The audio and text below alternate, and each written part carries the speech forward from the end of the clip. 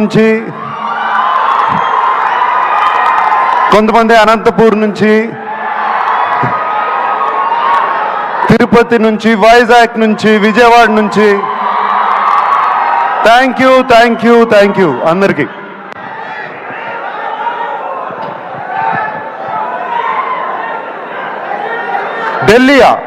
ఢిల్లీ నుంచి.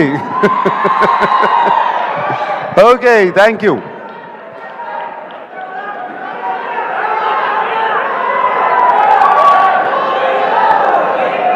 ఏంటి శివనా వస్తుంది? Shiva is coming back 4K very soon. Okay, all right. Kubera గురించి మాట్లాడుకుందాం. కుబేరా గురించి మాట్లాడాలంటే నాకు ఒకే వ్యక్తి గుర్తుకొస్తారు, శేఖర్ కమ్ముల గారు. ఇది నా సినిమా కాదు, ధనుష్ సినిమా కాదు, రష్మిక సినిమా కాదు, ఇంకొకరి సినిమా కాదు, కేవలం శేఖర్ కమ్ముల ఫిలిం.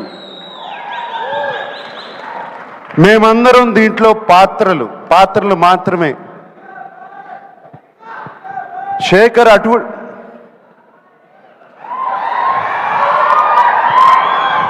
ఏరా డాన్స్ చేస్తున్నావు? రష్మిక అంటే బాగుంది కదా.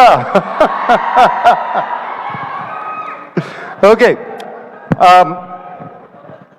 శేఖరు తన కంఫర్ట్ జోన్లోంచి బయటకు వచ్చి తీసిన సినిమా ఇది. తనే కాదు, మమ్మల్ని కూడా మా కంఫర్ట్ జోన్లోంచి బయటికి తీసుకొచ్చాడు శేఖర్ ఈ సినిమాతో. అండ్ ఈ సినిమా గురించి చెప్పాలంటే, మీరు మాయాబజార్ చూసారా? ఎంతమంది చూశారు మాయాబజార్? మాయాబజార్ సినిమాలో ఎన్టీ రామారావు గారు హీరోనా, ఏఎన్ఆర్ గారు హీరోనా, ఎస్వి రంగారావు గారు హీరోనా, సావిత్రి గారు హీరోనా? కాదు, కేవి రెడ్డి గారు హీరో. Same thing. ఇది Sekhar Kammula Kubera. That's what I call this.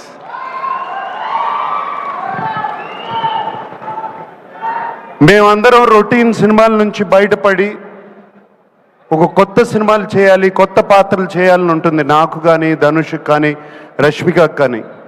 మేమందరం శేఖర్ మీద నమ్మకం పెట్టుకుని, శేఖర్ వచ్చి కథ చెప్పినగానే ఏ పాత్ర అయినా పర్వాలేదు మేము చేస్తాము అని చెప్పి వెంటనే ఒప్పుకున్నాం. Sekhar, that is for you, it is only for you.